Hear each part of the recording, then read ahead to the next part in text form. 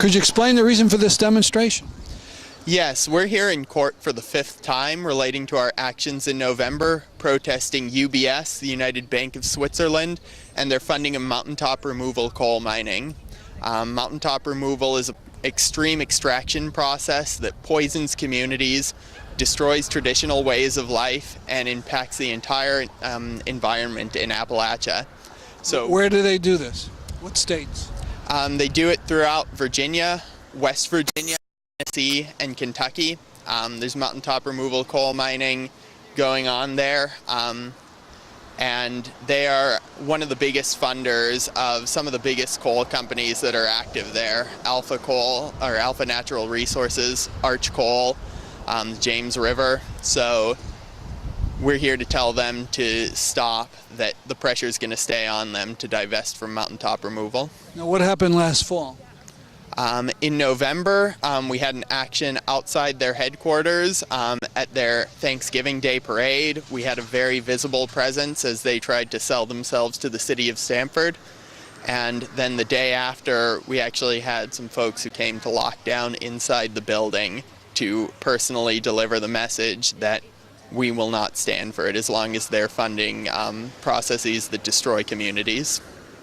And then there was something with a crane?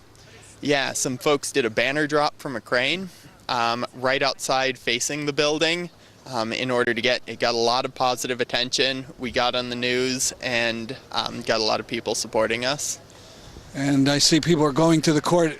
So this is all coming into a court action and arrest. So what are the charges at this point? Yeah. I'm being charged with trespass, breach of peace, and conspiracy to commit trespass and breach of peace. I know other folks have other charges. It's about 14, is it? Yeah, there are 14 of us who were arrested for this action. And so you've been going back, and the trial hasn't started yet, has it? No, we've been coming back, and we've kept getting continuances. The lawyers are having trouble coordinating, and it's just very frustrating for us. There are folks here who are working with the West Virginia Clean Water Hub, delivering water to people in Appalachia, and they keep getting pulled away from that vital work by this. So they're trying to drag this process out as long as possible, and that's really unfortunate. So you have an environmental event coming up. Could you briefly describe it? Yeah, the Unitarian Universalist Church in Stamford and the Green Party of Connecticut have helped us to put together a speaking event on the 27th at 2 o'clock on Sunday. We're going to be speaking at the Unitarian Universalist Church, and we'll actually get the opportunity to talk to the people of Stamford. I work with Hands Off Appalachia and the Ramps campaign. Hands Off Appalachia is a urban-based campaign that started in 2011 to target the United Bank of Switzerland, or UBS, which is the 11th biggest funder of mountaintop removal.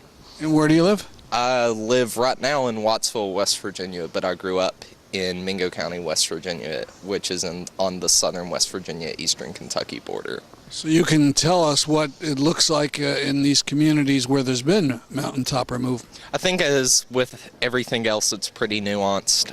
Generally, sites of mountaintop removal, you see degradation of water and air quality based off of things like valley fills and fly rock, and generally there's been the systematic destruction of the second most biodiverse place on the planet, and that's been happening since the early 1970s with this form of coal mining.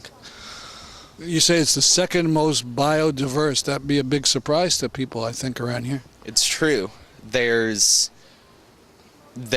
ecosystems that resemble tundras all the way to ecosystems that resemble something that looks like a subtropical rainforest. The Amazon rainforest is the only place that has more about biodiversity in the world.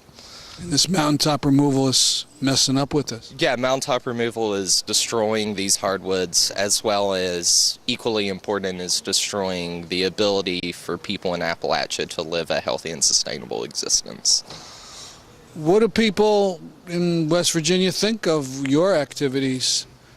I think it's a mixed bag. I think it's always a pretty complicated situation when you're protesting the thing that gives gainful employment to a majority of the people within your area. I think people appreciate that a dialogue is happening. I think there's large sections of community support who are happy with what we're doing, and there's also community members who aren't thrilled, but creating crisis and creating difference and creating conflict is why we are a direct action campaign, and it's why we do what we do.